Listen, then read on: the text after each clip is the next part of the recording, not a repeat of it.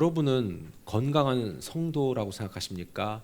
아니면 병든 성도라고 생각합니까? 아니면 아무것도 아니라고 생각합니까? 뭡니까?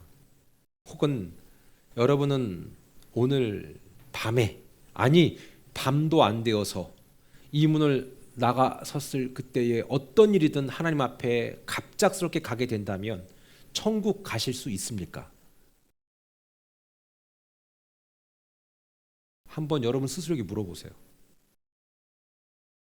자, 그렇다면 난 진짜 건강한 성도 맞아? 나 진짜 구원받은 성도 맞아? 이거를 어떻게 구분할까요? 그거 되게 중요하겠죠?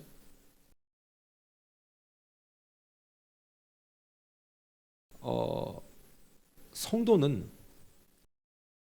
어느 과정을 통해서 구원받는 하나님의 자녀는 어떤 과정을 통해서 완성되는 게 아닙니다. 하나님의 자녀는 하나님이 허락한 하나님의 기쁘신 뜻대로 선택받아야 되고, 그리고 선택받은 자의 삶을 살아가야 하죠. 우리가 하나님을 안다고 해서 구원받는 게 아닙니다. 성경 퀴즈 하면서 막 엄청 고득점을 맞아도 그것이 구원의 조건은 되지 않습니다. 우리 너무 위로가 되지 않습니까? 내가 성경 지식을 박사처럼 몰라도 구원에는 아무런 지장이 없습니다. 그러나 우리가 하나님을 알아야 하겠죠. 그런데 우리는 하나님을 안다고 생각하는데 만약 하나님이 우리를 모른다 한다면 그게 무슨 의미가 있겠습니까? 우리는 예수님 알기 때문에 교회 나와요. 그리고 안다라고 해서 그분에 대해서 이렇게 얘기도 해요. 심지어 그분에 대해서 가르칠 수도 있어요. 그러나 그분이 나를 못 알아본다면 아무런 관계가 아니고 아무 의미가 없는 거예요. 제가 그 헐리우드 배우 앞에 갈 때에 저는 보안 요원에 의해서 제지당할 거예요. 아무리 제지를 해도 그 사람이 한 말만 해주면 돼요. I know you. 근데 저는 그 사람은 전 못 알아봐요. 우리가 예수님 믿는다고 얘기하고 교회를 나와요. 그런데 이거 한 수십 년 하잖아요. 그래서 천국 가는 거 아니에요. 만약에 우리 하나님이 나 너 몰라. 제가요 이것도 하고 저것도 하고 그랬는데도 모르세요? 난 했는데? 글쎄 난 너 모르는데. 그건 성경에 나와 있어요. 난 너를 도무지 모른다. 그러면 우리가 평생 여러분 전문 용어로 뻘짓을 하게 된 거잖아요. 그럼 우리가 과연 나는 건강한 성도인가? 나는 건강하지 않은가? 이 기준이 어디 있는가? 그냥 내가 누가 뭐래도 고집스럽게 나 예수님 믿거든요? 나 교회도 잘 나가고요. 나 이것도 하고 저것도 하거든요? 이걸로 그냥 우기면 되는 건가? 여러분 구원이라는 게 억지로 우겨서 교통사고 나면 목소리 큰 사람이 이긴다며요. 아니잖아요. 리포트가 이기는 거예요. 그런데 상황을 정확히 알고 계신 그분이 우리를 해석할 때 과연 나는 온전한가? 완전이 아니라는 얘기예요. 완전한 사람은 아무도 없어요. 저도 마찬가지고 우리는 온전한가? 그럼 온전함과 온전하지 않은 것의 구분을 어떻게 할 건가? 오늘 매우 중요한 한 사건을 통해서 우리는 알 수 있습니다. 구원은요 내가 어떤 계속 과정을 거치면서 조금 더 나아지는 경로를 보면서 하나님이 결정하시는 결정이 아닙니다. 에베소서 2장 22절에 보면은 이렇게 얘기합니다. 너희도 성령 안에서 하나님의 거하실 처소가 되기 위하여 그리스도 예수 안에서 함께 뭐라고요? 지어져 간다. 여러분 우리는 완성된 존재가 아니에요. 그러면 여기서 말씀을 오해하시면 안 돼요. 그러면 구원의 과정 속에 내가 어느 정도 완성이 돼야만 하나님이 구원을 주시는 건가? 그렇지 않습니다. 여러분, 그렇게 될 경우에 매우 위험하다라고 성경은 얘기합니다. 왜요? 그렇게 되면 자꾸 자기 자신을 자랑하게 되기 때문입니다. 구원은 하나님이 우리에게 허락하신 선물이라고 표현하고 있습니다. 여러분, 선물은 왜 주는 거죠, 여러분?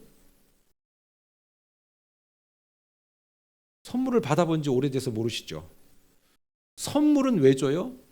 너와 나와의 관계 때문에 주는 게 선물이에요. 뇌물은요, 목적이 있는 거예요. 그렇기 때문에 예컨대 세상에 제일 치사한 게 뭐예요? 사귈 때 준 선물 헤어질 때 뺏어가는 거. 근데 어느 정도는 이해는 돼요. 왜? 너랑 나랑 더 이상 그런 관계가 아니니 내가 준 백 줘. 내가 너한테 선물해 준 시계 줘.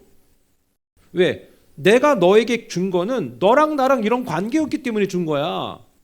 알고 있니? 이거죠. 그러나 그런 거 없이 내가 뭔가를 이 사람한테 줬다. 그건 이유가 있는 거예요. 아, 이거 좀 이 공사를 좀 해주십시오. 아, 이거 좀 이렇게 좀 도와주십시오.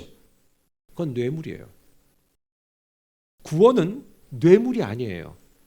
하나님 앞에 내가 어떻게 했기 때문에 주신 조건부 뇌물이 아닙니다. 하나님이 우리에게 선물을 주셨다는 거예요. 왜? 관계 때문에.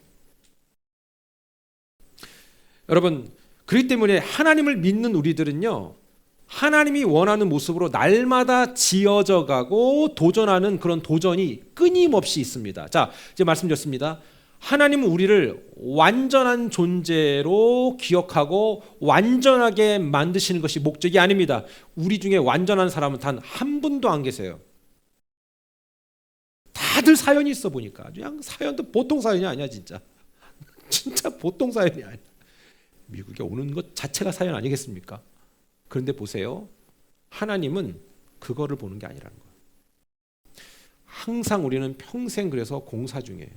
공사 중이라고. 왜? 지어져 가니까.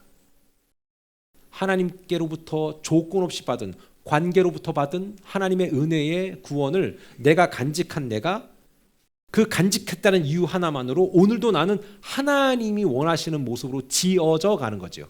자, 여러분, 미국 오니까 그게 있더라고요. 한국도 그게 있는데 한국은 조금 더 그게 약한 것 같아요. 그게 뭐냐면 여기는 공사하기 전에 반드시 뭐가 필요해요? 펄밋이 필요해요. 펄밋 없이 공사하면 불법이에요. 엄청나게 파인을 맞이고 나중에 그거 다 때려 부셔야 돼요. 근데 펄밋 없이 공사할 수 있어요, 없어요? 하잖아요, 여러분들. 안 해봤어요? 안 해보셨어요? 근데 그 걸리면 어떻게 돼요? 문제가 심각해져요. 자, 펄밋을 받고 공사하면 어때요? 마음이 편안해요. 그리고 문제가 돼도 딱지가 있으니까 괜찮아요. 자, 예수님을 믿는다는 것은 예수님을 안 믿는 사람이나 믿는 사람이나 동일한 게 있는데 다 지어져 가는 존재. 그래서 여러분, 예수님 안 믿는 사람들도 좋은 일 많이 해요. 그리고 여러분, 도네이션 엄청 해요. 수십억씩 해요. 그런데 보세요.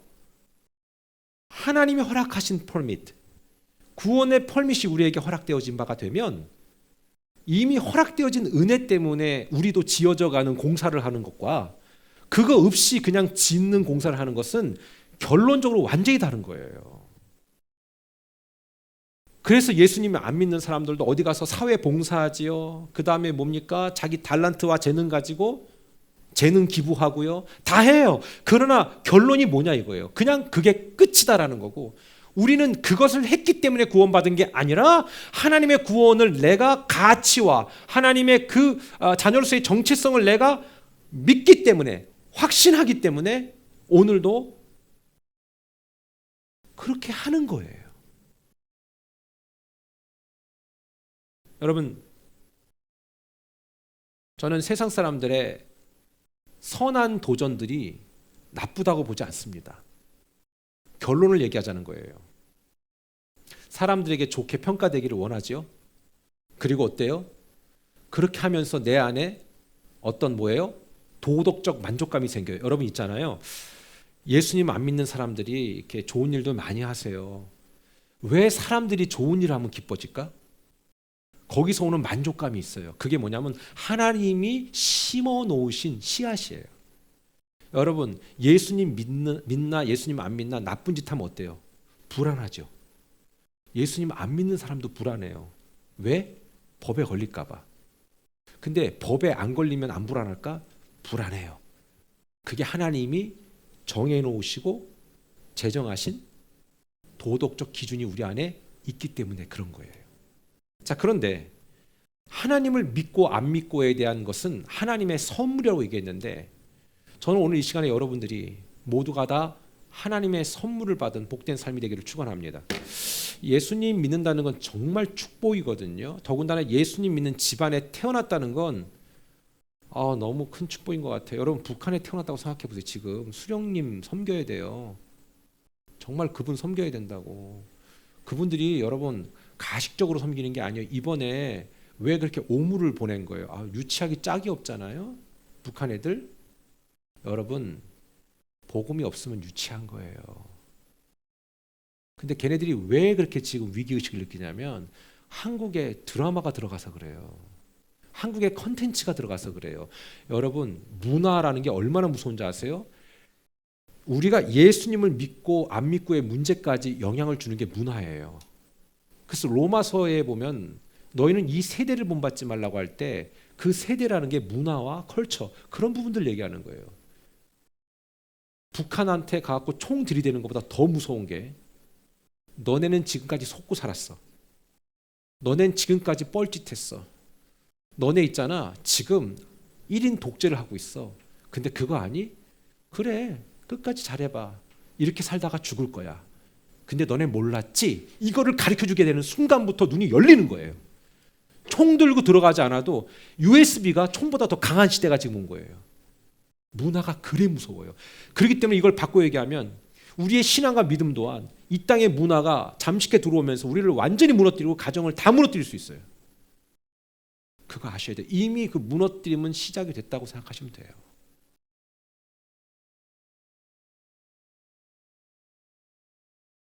여기 주인공 한 분이 나오는데, 오늘 그 한 분을 보면서 건강한 성도가 누군가에 대한 구분법을 배울 수 있는 좋은 대상이 됩니다. 그분의 이름은 고넬료입니다. 오늘 사도행전 10장 1절 2절 한번 다 같이 읽어볼까요? 시작. 가이사랴에 고넬료라 하는 사람이 있으니 이달리아 부대라 하는 군대의 백부장이라. 그가 경건하여 온 집안과 더불어 하나님을 경외하며 백성을 많이 구제하고 하나님께 항상 기도하더니. 자, 이분의 신상 털기 한번 해보겠습니다. 이분은 어느 나라 사람입니까? 여기 보니까 이탈리아라고 써 있죠. 이달리아라고 보니까 모르시죠? 이탈리아 군대의 장교입니다. 백부장이라고 얘기하는 것은, 우리 성경을 잠깐 지금 읽은 걸 다시 한번 보겠지만, 백부장이라고 하는 것은 100명의 군대를 거느리고 그들에게 영향을 주고 있는 리더를 얘기합니다. 지금으로 얘기하면 중대장 정도 될 겁니다. 이 사람은 이탈리아 군대 장관입니다. 장교입니다. 이 사람은 유대인이 아닙니다. 근데 가이사라이라고 얘기합니다. 여러분, 그러니까 그 당시에 로마가 지중해 전체를 지배할 때에 그 로마의 동네라든가 리더십의 이름을 따서 많이 이름을 줬습니다. 여러분, 우리 옛날에 일제 강점기 때도 그런 일이 많잖아요. 우리도 그래서 일본어들 많이 썼잖아요. 벤또 뭐 이런 거 그잖아요. 스메끼리, 와라바시 이런 거 익숙한 단어 아닙니까? 그런데 보세요. 가이사라, 여기 보니까 가이사라의 고넬료라고 하는 사람이 있는데, 이 고넬료라는 사람은 원래 이탈리아식 이름을 얘기하면 코넬리우스입니다. 그러니까 이걸 좀 요즘의 단어로 좀 이렇게 풀어 해석해 주면 좀 이해가 되죠. 이탈리아의 장교인데, 중대장인데, 이 사람이 가이사라에 와서 주둔하고 있는 주한미군이 아니라 뭐라고 해야 돼? 주유대니까 주유 장교입니까? 어쩐거나 이해를 돕자면, 지금 타국에 와서 주둔하고 있는 군대 장교인데, 놀라운 사실은 어떤 이유인지 모르겠지만 이분이 지금 뭐예요? 예수님을 믿고 있다는 겁니다. 코넬리우스라는 사람이에요. 근데 이거를 고넬료라고 표현한 거죠. 100명의 군사를 통솔하는 군 장교. 어떤 이유인지 이 사람은 예수 믿고 있었다? 놀라운 사람이에요. 여러분, 하나님의 구원 명단에 우리가 들어갔다라는 것은 우리의 모습 보고 넣어준 것이 아니라고 말씀드렸습니다. 아까 얘기했지만 에베소 1장 5절에도 그런 얘기를 하고 있습니다. 그분의 기쁘신 뜻대로 우리를 선택했다라고 얘기하면서 또한 연이어서 부연 설명하는데 에베소 2장 8절 9절 이렇게 얘기합니다. 한번 다 같이 읽어볼까요? 시작. 너희는 그 은혜에 의하여 믿음으로 말미암아 구원을 받았으니 이것은 너희에게서 난 것이 아니요. 시작. 하나님의 선물이라. 이거라잖아요. 하나님의 뇌물이 아니라 하나님의 선물이라는 겁니다. 여러분 그 감사하세요. 저도 너무너무 감사합니다. 설교를 준비하면서도 감사하고 예배하면서도 감사하고 내가 뭐라고 이렇게 어떻게 감히 하나님의 말씀을 증거할 나 같은 게 뭐라고. 하나님의 선물을 내가 이해하고 받아들이고 야 하나님이 나를 이걸 알게 하셨구나. 이 집구석에 하나님이 오셨구나. 여러분 우리가 교회를 다닌다라는 거 누구나 다닐 수는 있습니다. 근데 다니는 사람들 중에 진짜 하나님을 알게 되는 것은요. 천에 하나 만에 하나입니다. 진짜. 그 뒤에 계속 읽어볼게요. 9절 시작. 행위에서 난 것이 아니니 이는 누구든지 자랑하지 못하게 함이라. 아멘. 여러분 교회에 오시면요 정말 열정적인 분들 계세요. 아름다운 분들이에요 진짜. 근데 기억하세요. 그 행위 때문에 구원받는 게 아니에요. 하나님의 가치와 은혜를 내가 깨달았기 때문에 그렇게 하는 거라는 거죠. 믿으시면 아멘. 여러분 생각해 보세요. 그게 아니면 할 수 있는 게 뭐가 있겠어요. 난 진짜 주일날 나오는 분들 보면 기적이야. 근데 여러분 있잖아요. 이거야 누구를 위해서 나와주기 시작하잖아요. 못합니다 이거. 못합니다 우리 못합니다. 제가 여러분의 임상을 좀 한번 하고 싶어요. 부부끼리 한번 대판 싸워봐요 한번. 어느 날 막 머리끄댕이 잡고 싸워봐 한번. 뭐 그래야 또 끈끈한 맛이 있습니다. 자 그런데 그러고 난 다음에 나는 교회 가는가 이걸 선택하시면 돼요. 이걸 보시면 돼요. 진짜 피 터지게 싸운 다음에 둘이 같이 나와. 이 사람들은 10중 8구 구원받은 사람들이에요. 내 감정과 무관하게 나 하나님을 섬기는 거지 너랑은 관계없다. 나는 그게 어떻게 보면 구원의 기준이 되지 않을까라는 생각도 해봅니다. 물론 양심의 화인이 맞아가지고 그런 거 없이 그냥 아무 생각 없이 그냥 나 오늘 가니까 한다? 이런 개념하고는 다른 거지만 중요한 건 뭡니까? 우리의 행위에서 난 구원이 아니다라는 거죠. 그럴 때 모든 게 다 힘들어지는 거예요. 다 버거워지는 거예요. 교회 와서 뭐를 하는 것도 뭘 참여하는 것도 내가 뭐 이렇게 저렇게 내 나름대로 뭔가 시간을 내는 거 나의 열정을 내는 거 내 물질을 내는 거 이거 누가 억지로 시키면 못합니다. 못합니다. 자 그런데 이 고넬료는요 이방인인데 하나님을 믿었는데 그냥 믿은 게 아니라 이분이 진짜 경건한 사람이었다. 경건의 기준을 딱 보니까 이분은 하나님을 경외하는 사람이었다는 거죠. 여러분 주둔 군인으로서 정말 그 경건함을 유지한다는 거 쉽지 않습니다. 제가 예전에 한번 외국에 나갔다가 외국 주재원을 만났는데 한인들이 많이 살지 않는 곳이에요. 그래서 관공서 그 공무원을 만났는데 한국 공무원을 만났는데 딱 위아래 한번 딱 스캔해 보면 나오잖아요. 야, 이 사람이 여기에서 지금 놀고 있구나. 일하고 있구나. 딱 스캔하면 나와요. 여러분 그거. 근데 보니까 주재원인데 거의 놀고 있는 거야. 성실하지 않는 공무원이죠. 그도 그럴 수밖에 없는 게 국가에서 돈 주지요. 그리고 자기 아는 사람 없지요. 그럼 뭐 하겠어요? 복음 없으면 남자들이 돌려 말 안 할게요. 밤에 어디 갈 것 같아요? 뻔한 거 아니에요? 제가 무당은 솔직히 지들이 알긴 아는 척하는 거지. 그러나 위에서도 밑에까지 스캔 딱 하면 나와요. 근데 보세요. 군인으로서 해외에 주둔해서 하나님을 믿는 사람이 하나님을 믿는 자녀답게 산다는 건 쉽지 않습니다. 근데 이분은 이 고넬료는 이탈리아의 파견 군인인데도 하나님 보시기에 하나님을 경외하는 사람이었습니다. 여러분 경외한다는 게 뭔지 아십니까? 여기 보면 God fear라고 나오잖아요. 하나님을 두려워한다는 거예요. 자, 그렇다면 보세요. 믿음과 신앙을 내가 두려움으로 한다? 이건 기쁨이 없잖아요. 그게 아니에요. 하나님의 존재, 하나님의 무게감, 하나님의 가치를 내가 인식하기에 내 행동의 모든 내용은 억지가 아닙니다 라는 것을 느끼는 사람을 하나님을 경외하는 사람이라고 얘기하는 거예요. 여러분, 우리는요 하나님 앞에 완전한 존재가 못 됩니다.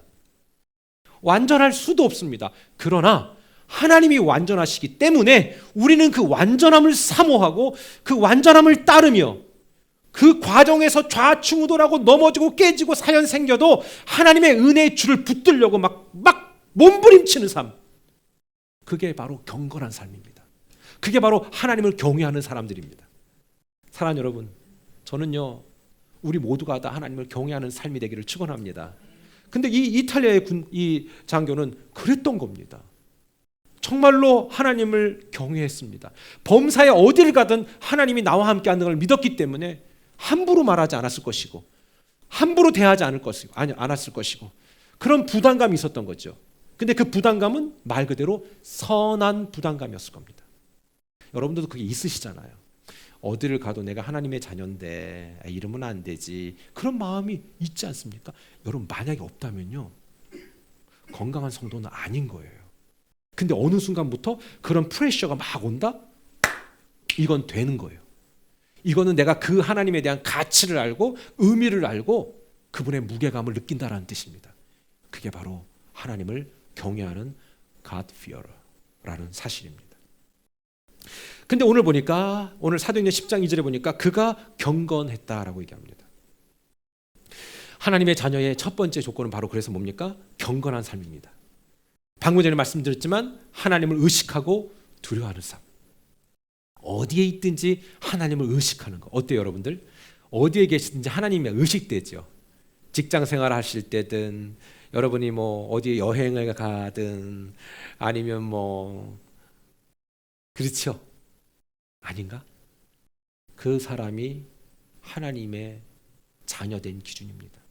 여러분, 그 가운데서 여러분이 때로는 실수도 하고 넘어지고 아차하기도 하고 아유 그러지 말걸 그랬던 적도 한두 번입니까? 그러나 우리 그런 부담감이 항상 있잖아요. 항상 있잖아요. 그건 여러분 두려움이 아니라 하나님을 사랑하는 부담감이에요. 아름다운 부담감. 하나님은요 우리가 생각하고 결정하고 판단하는 모든 순간에 우리 스스로 하나님을 의식하고 때론 두려워할 줄 알기 원하십니다. 여러분, 부모님 밑에서 잘 자란 자녀들은 부모님을 의식하고 살잖아요. 그렇죠? 부모님을 의식하기 때문에 이렇게 행동 거지를 조심하지 않습니까? 내가 이렇게 행동했을 때 우리 엄마 아빠가 얼마나 속상해할까, 이 마음이 있잖아요. 그렇죠? 그거를 생각 안 하는 우리 비행 청소년들이 어때요? 말 그대로 날아다니잖아요. 그렇죠? 그냥 부모님이 뭐 어떻게든 난 상관없어, 오직 나의 길을 간다, 마이 웨이. 그러나 여러분, 하나님의 자녀들은 그렇게 하지 않습니다. 앞서 말씀드렸지만 정말로 부족하지만 그럼에도 불구하고 우리가 이런 고백할 수 있는 거, 내가 오늘 밤에 부름받아도 구원받을 수 있는가라는 질문 앞에 부족하지만 아멘할 수 있는 것은 우리의 행위보다는 하나님이 우리를 사랑하신, 그래서 나를 선택하신, 그래서 내가 오늘 그분을 인정하고 믿는 거, 그것이 있기 때문에 오늘도 그 구원의 줄을 붙드는 거 아닌가라는 생각을 하면서 정말로 중요한 건 그런 사람들에게 하나님을 향한 경외심이 있다라고 얘기했습니다. 근데 이 숫자가 그렇게 많지는 않을 겁니다. 노아 시대의 인구가 몇 명 됐을 것 같습니까? 여러분, 노아 시대에 사람들이 하는 일이 뭘까요? 나가서 일하는 거, 그 다음에 또 뭐 있을까요? 애 낳는 거밖에 없어요. 뭐 다른 게 있어? 뭔 게임을 해? 뭘 해? 아이패드도 없는데. 그냥 해 떨어지면 애 낳는 게 그냥 그게 일이에요. 인구가 기하급수적으로 늘어났을 겁니다. 그럼 어떻습니까? 대략 인류학자들은 대충 한 30억 정도 생각하고 있습니다. 그런데 그 중에 살아남은 숫자는 노아 가족밖에 없습니다. 8명이 전부입니다. 얼마나 많이 타락했다는 거 아시겠죠? 지금의 타락은 타락도 아닙니다. 지금 한국도 마약과의 전쟁이지 않습니까? 언제 그렇게 한국이 마약이 들어갔는지 모르겠지만 보편화되잖아요. 저주하는 게 아니라 전 세계적으로 다 망가져. 여러분 자녀들 지키기도 힘들 겁니다. 앞으로 이제 우리 자녀도 예외는 아니라고 생각합니다. 여러분 자녀 지키기 힘들 겁니다. 그냥 뭐 혼내주면 된다. 지금 그런 시기, 여러분 그런 지금 때가 아닙니다. 이 시대도 이미 수없이 많은 사람들이 타락해서 하나님의 뜻을 저버리고 하나님을 부인하고 살았고 오직 8명만 구원받았습니다. 여러분 아시지요? 노아 시대 때도 그랬다. 그리고 시간이 한참 지난 다음에 그렇게 혼쭐 났으면 정신 차려야 되는데 아브라함 시대 때는 됐습니까? 조카 롯이 소돔이 살기 좋다고 해서 이주해 갔습니다. 그 이주해 간 동네가 개판인 겁니다. 하나님이 그것을 그대로 징계하겠다라고 얘기하니까 그곳에 의인 몇 명을 카운트하다가 결국은 찾지도 못하고 어땠습니까? 롯의 가족만 그냥 탈출합니다. 처음에 나올 땐 4명이었습니다. 그러나 롯의 아내는 나오시다가 어제 산 가전제품이 너무 아까워가지고 포기 못하고 뒤를 돌아봤다가 소금기둥 됐습니다.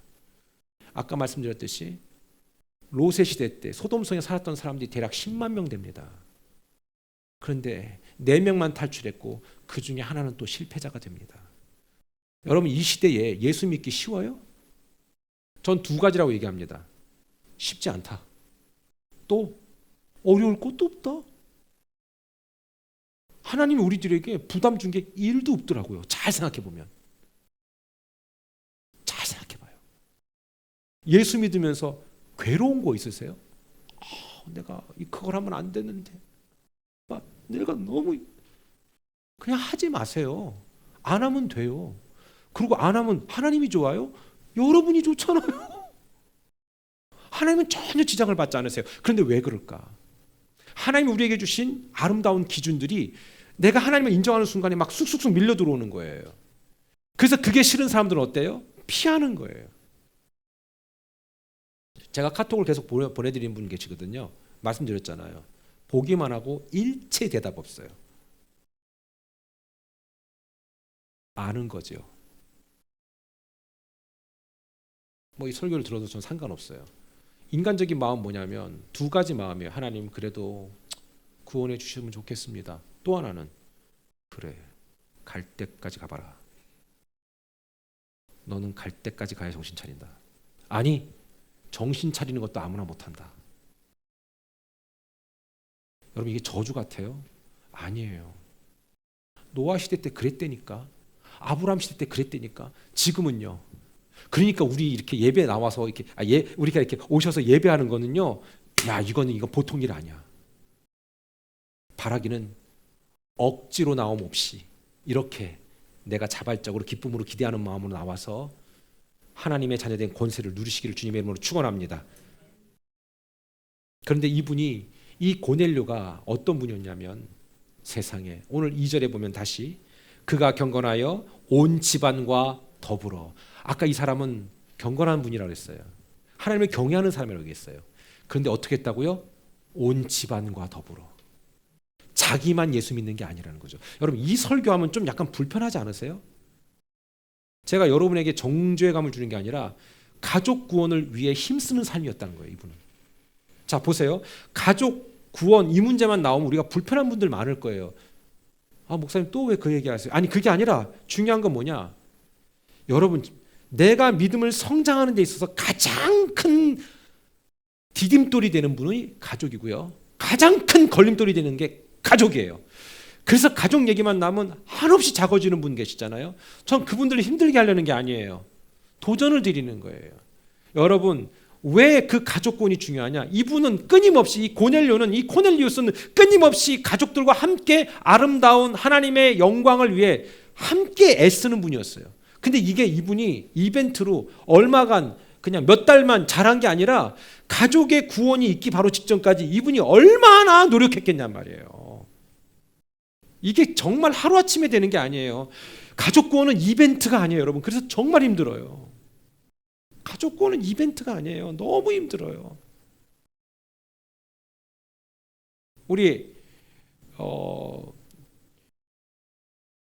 교회 애들 중에 이제 세상 노래를 너무 잘하는 애들이 있어요.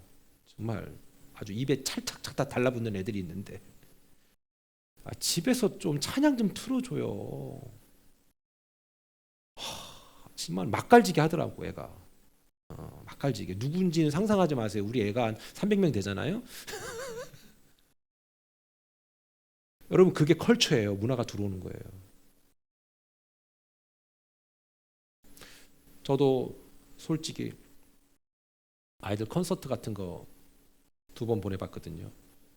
그러면서도 계속 모니터링해요. 이건 하나의 컬처지만 이 컬처를 나중에 요 나이대에 맞는 또 자기가 하고 싶은 것들에 대해서 이것이 어떤 죄 짓는 일이 아니라면 뭐 경험해보게 하는 건 나쁘다고 보진 않은데 선을 넘어서는 느낌이 든다 싶을 때는 과감없이 차단해버리죠. 근데 그게 아니라면 뭐 근데 그게 너무 내 생활에 젖어 있다? 그렇게 되면요 그것이 나를 지배하게 돼 있는 거예요. 어릴 때부터 매우 중요한 거예요.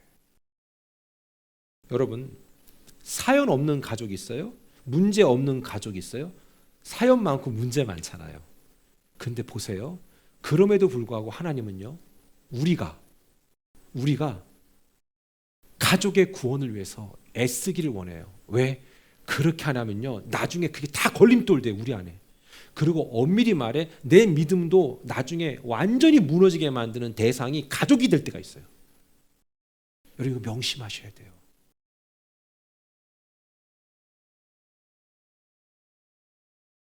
고넬료는요 자기뿐만 아니라 가족 전체가 하나님을 알아가도록 애쓰고 힘썼던 거예요. 이게 공짜가 아닌 것 같아요. 고넬료도 아들이 있었겠고 딸이 있었겠죠. 고넬료도 또 부인이 있었겠죠.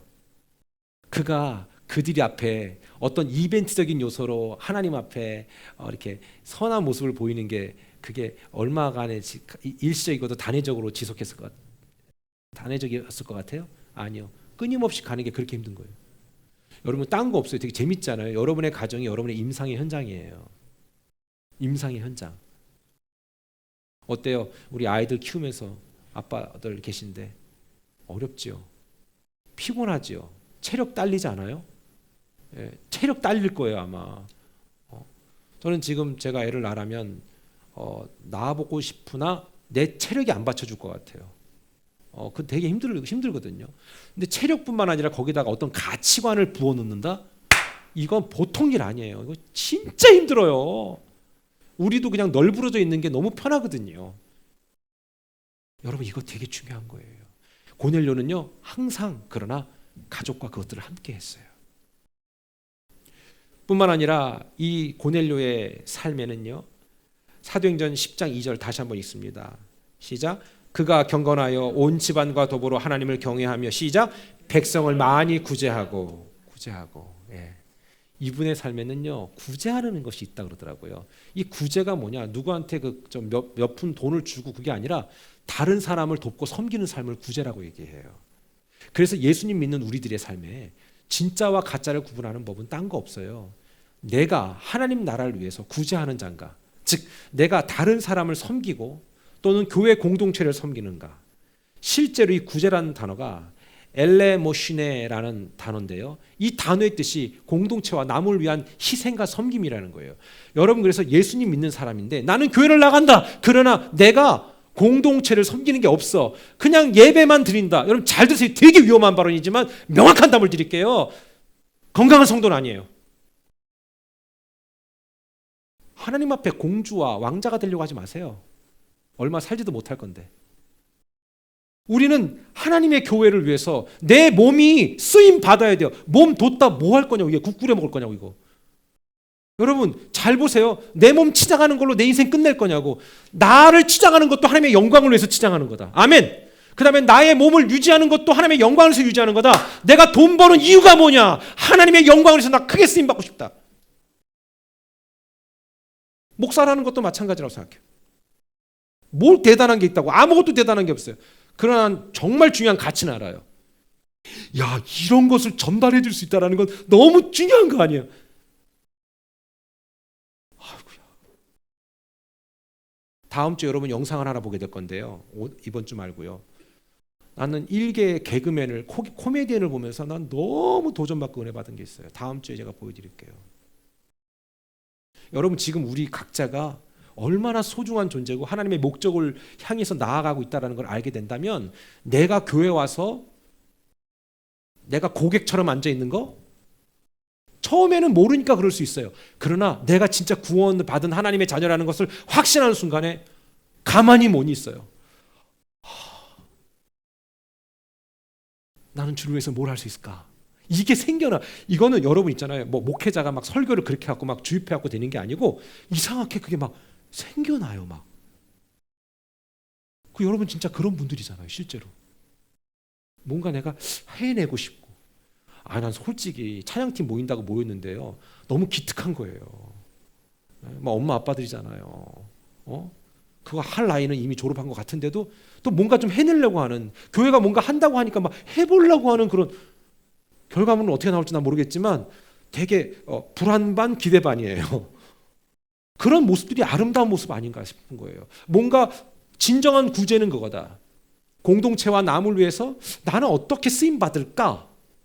또는 그거 외에도 또 어떤 사람들은 어때요? 오늘 팀젠도 뭔가 한다고 하잖아요. 아니 이게 뭐 저기 애들 숫자만큼 거의 스태프가 있는데 나 진짜 어떨 때 마음이 짠해요. 그런데 어때요? 야, 그 사람들 한 분 이렇게 쫙 보면요, 정말 귀하다. 너무 귀하다. 여러분 인간이 봐도 귀함을 느끼는데 이게 진정한 엘레 에모신의 부재예요. 근데 이분이 그랬다 봐요. 여러분 주둔 군인인데 장교예요. 그럼 그렇게 안 해도 돼요. 그냥 권위적으로 그냥 통치만 하고 가면 돼요. 자기는. 근데 이분은 그러지 않은 거예요. 왜? 하나님을 아니까 그거에서 멈추지 못하는 거예요. 그러니까 하나님을 아는 사람은요 멈추지 못하는 그게 있어요. 그래도 내가 하나님의 자녀인데 단순히 뭐 내가 교회에서 집사니까 이거 해야 되는 거 아니야? 이게 아니라 내가 하나님의 자녀이기 때문에 이상한 그 아름다운 부담감이 자꾸 밀려오는 거예요. 저는 우리 온 세대 성도님들이 진짜 그런 분들이 많은 것 같아요. 그런 아름다운 부담감이 있어서 이렇게 자발적으로 해내는 분이 많은데 더 많아져서 또 이 말씀을 듣고 계신 나누고 계신 분들이 진짜 자발적으로 많아진다면 섬기는 교회들이 얼마나 좋을까. 자, 그런데 놀라운 사실은 이런 모든 우리의 결정과 행동들에 대해서 하나님은 어떻게 보실까?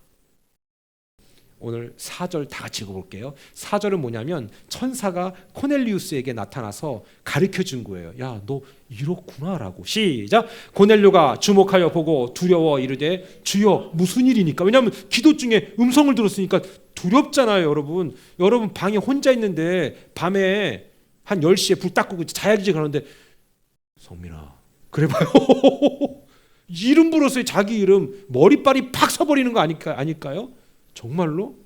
그건 진짜 놀랄 노자예요. 근데 고넬료야. 그러니까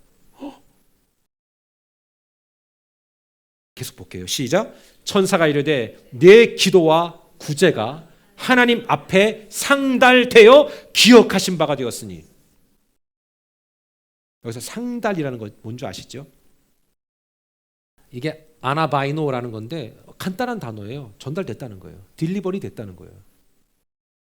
여러분 우리가 하나님께 잘 보이기 위해서 사는 거 나쁜 건가요? 전 나쁘다고 보지 않아요.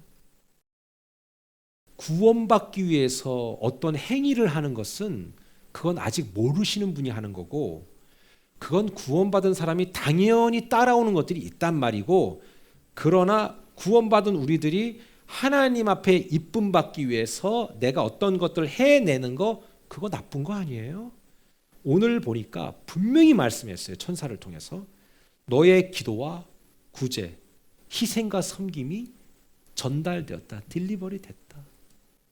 이거 다 안다. 하나님은요 다 기억하는 거예요. 전 사실 그런 생각해요. 목사로 살면서도 하나님 나 어쩔 땐 조금 억울한 거 있어요. 기분 나쁠 때 있는데 하나님 아시죠? 나 진짜 나쁘거든요. 기분 너무 나쁘거든요. 하나님 아시죠? 그리고 또 그런 마음이 있을 때 하나님 좀 아셨으면 좋겠어요. 하나님 이건 아니잖아요. 근데 여러분 그거 아세요? 하나님 아세요. 아세요. 그분이 모르면 안 되지. 걱정하지 마세요. 아세요. 다 아세요. 여러분 하나님이 아닌 진짜 일개 목회자도 알 때가 있어요. 여러분의 마음들을, 사정을, 여러분의 그 어려움들을, 그다음에 여러분들의 그 힘든 걸 제가 알 때가 있는데 하나님은 얼마나 많이 아시겠어요. 그냥 속속들이 아는 거지. 분명히 말씀하셨어요. 네 기도와 프로시케, 네 기도한다. 그 다음에 너 구제 내가 안다. 그거 하나님이 다 받았다고 얘기하고 내가 그거 전달해 주려고 너한테 얘기한다. 이렇게 얘기하잖아요. 사랑하는 여러분, 하나님 여러분 아십니다. He knows my name. He knows my every thought. 우리의 눈물을 아시고 우리의 계획을 아시고 막 억울한 일 당하면요 그 하나님 앞에 쫙 그러세요. 그러면 I know you 그러실 거예요. 영어 거는 그렇게 얘기할 거고 한어 거는 안다. 난 네 마음 안다 임마. 너 그렇게 용 쓰는 거 안다. 그래. 에이그 너 그렇게 안 살았는데 그렇게 살려고 애쓰는 거 내가 안다. 다 하나님이 상달된다 이 얘기입니다. 하나님은요 우리의 삶 전체를 핸들링 하시는 과정에서 절대로 그 계획에 꼬임이 없습니다. 망가지지 않아요. 헛갈리지 않으신 분입니다. 말씀 마칠게요. 여전히 매여 있는 문제들이 있으시겠죠. 그러나 그래도 결국 그것까지도 하나님 앞에 내어 던지고 맡기고 하나님이 풀어주시도록 나의 생각과 의지를 하나님 앞에 고정하면 하나님이 우리를 깨끗하게 하시는 과정을 통해서 우리를 구원해 주신 것이 아니라 구원받은 내게 그 아름다운 선함을 내가 사모하고 오늘도 도전한다는 것을 안다면 저와 여러분은 오늘도 하나님의 자녀로 진짜 건강한 성도로 살아가는 복된 한 주가 될 줄 믿습니다. 기도하겠습니다.